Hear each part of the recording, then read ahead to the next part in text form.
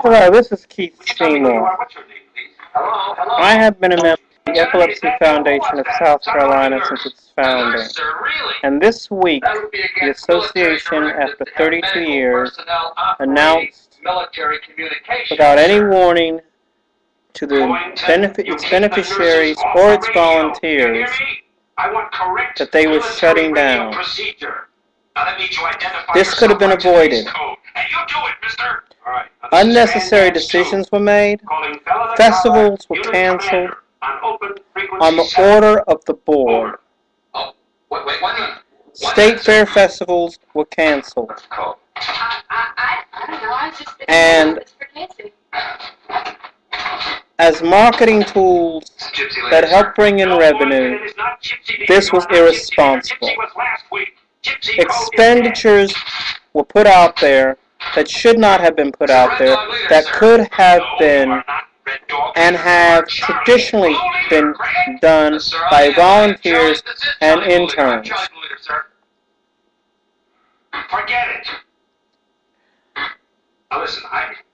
Free space was even offered to the Epilepsy Foundation of South Carolina for the possibility of it. And the foundation not once contacted that person. And that person who offered the free space was a family member of mine who's a businessman in this community. My family has put 32 years into this organization. And this organization is closing simply because the board made bad decisions, and rather than attempting to remedy them or put up their own funds, they have decided to cover it up by closing it down. They didn't volunteer to go into their own pockets, which has been done in the past, and they've been inactive for the past 5 years at least. Yet they collected their plaques and their awards every year at every Christmas party. Is it larger than a bread box? A lot. Barbara Brothers did what she could. But she was bullied, and to some extent she had allowed herself to be bullied. The board did not take her seriously, as hard as she worked, because unlike the last two directors, she didn't have a family member with epilepsy. She didn't have a nephew or a son or a child with epilepsy.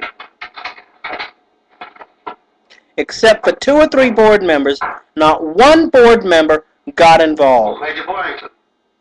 I'm Admiral Somerset. As a result, 90,000 people in this state are going to suffer. Again, Barbara Brothers was instrumental in getting a lot of good legislation through. Thank God. But the board acted irresponsibly.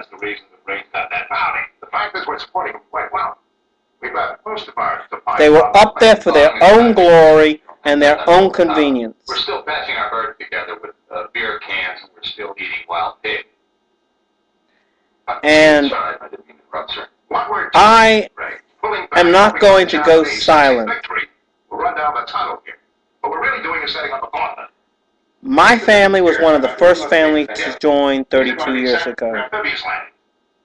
We have volunteered time and resources, and we, along with others, would have been glad to do what we could have done.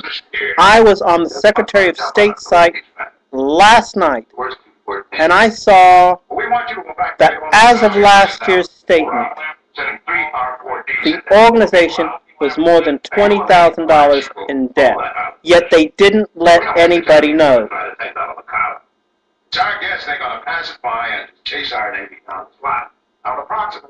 It should have occurred to me last month that when they were not utilizing the free space for the self-help group meetings at a major hospital here in Columbia, but at the tiny offices, that something was going on. Unfortunately, it didn't. I have 20 pilots. Again, I don't blame Barber Brothers. Not entirely. The Japanese do decide to attack. Be a little short-handed, sir. But she was dealt a very healthy hand. Yes, sir. Yeah, but this corps made up of fighting men. That's what we're proud of. She paid to have a website done when it could have been done for free. I attempted to put Miss Brothers in contact with people who would do free fundraising videos. Evacuation of all non-essential personnel and can stay on as liaison. Yes, sir. Again, I believe she tried. You get the slam. I don't believe she tried hard enough. And I believe, for the most part, the board became complacent and they lost touch. This isn't about me. I hope we're doing the right thing. My seizures are controlled. The Japanese take that out. That unit will be wiped out. I can, for the most part, I know you don't. be my own advocate. We're evacuating the nursing personnel. But I promise you, Other than that, what else can we there do? are people out there who need medication, who need contacts, who need information that traditional organizations such as Folk Rehab and others, as hard as they try, cannot supply them. They're a hellacious bunch of brains. If we're wrong, we can count on them to defend that island. We're dying trying. The Epilepsy Foundation of South Carolina, which started out as a local organization, the first and only epilepsy foundation in the state, no longer exists because a bunch of fat cat corporate members of the board decided to treat it as their personal playground, as if they were members of AIG. Orders from high places that everything but key personnel and pilots. Well, what's going on? Well, If the average person, average volunteer, is willing, Greg, what's going on? I'm going to have a briefing. Now, anyone that doesn't belong if to that asked, briefing will be gone. to put in What money about the nurses? We're going to need the nurses. I know. Sometimes this war even goes out of focus for me, too. to help save this Now, you're gonna get organization, going. They're not gonna have enough in the time to past, do this. they would Yes, have been I willing to know. do it last year and this year. I personally believe, as someone who has been a member through the life of this organization, that this happened because people no longer wanted to bother.